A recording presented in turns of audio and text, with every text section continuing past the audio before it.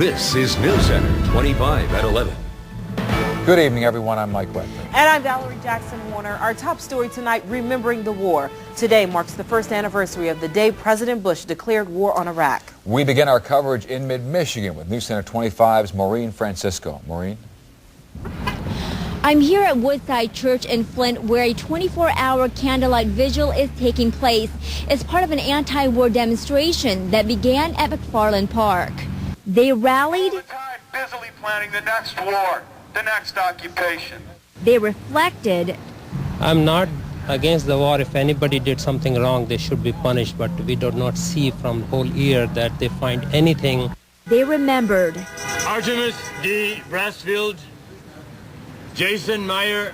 These are the names Michael of the Peterson. local soldiers who died in the war.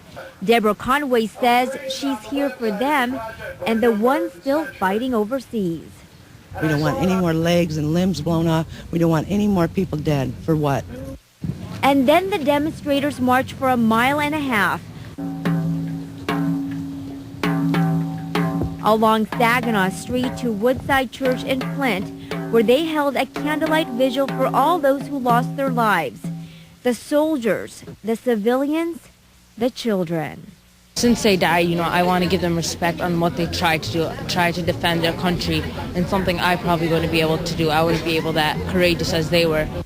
Since the war began, more than 500 U.S. soldiers, 6,000 Iraqi soldiers, and 10,000 Iraqi civilians have died. Their names will be read out loud throughout the night. In Flint, Maureen Francisco, News Center 25. Okay, Maureen, thanks. The event will conclude tomorrow with an interfaith memorial service that begins at 4:30 in the afternoon at Woodside Church. EYI. This is News Center 25 at 11. Good evening, everyone, and thank you for being with us tonight. I'm Erin Luby. Our top story tonight, demonstrations break out around the world as protesters call for an end to the war in Iraq. Although President Bush ordered the attacks on March 19th, the time difference made it March 20th in Iraq. Residents here in mid-Michigan are observing the anniversary with a peace vigil.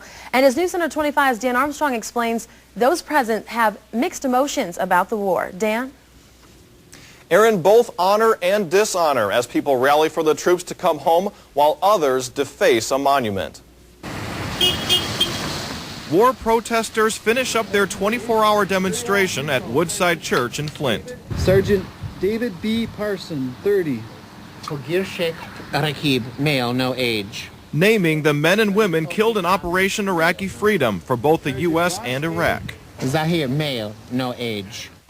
But it's not a solemn scene at McFarland Park, where last night police say someone vandalized the war monument, scratching across several names of the fallen and writing a message in permanent marker. An officer says a war protester from the night before could be responsible, but protesters deny it. We weren't involved in that. We don't believe in that. And also don't believe in the war in Iraq. My family is split because I have some of my children who are for it. Yulan Dufin is not. She's against war altogether and hopes the U.S. will pull out soon. I don't see any end in sight, but I hope there is, and I hope there is soon. We've created such a mess that fix the mess and then leave. Tonight they play music and pray for peace, not only for Iraq, but for the whole world. Now, some of the war protesters say they'll work to remove the markings on the monument. However, they say they had nothing to do with the markings getting there. For News Center 25, I'm Dan Armstrong. Okay, thanks, Dan. According to a police report, someone also put out the Freedom Flame at McFarland Park yesterday, where protesters say the flame has been out for weeks.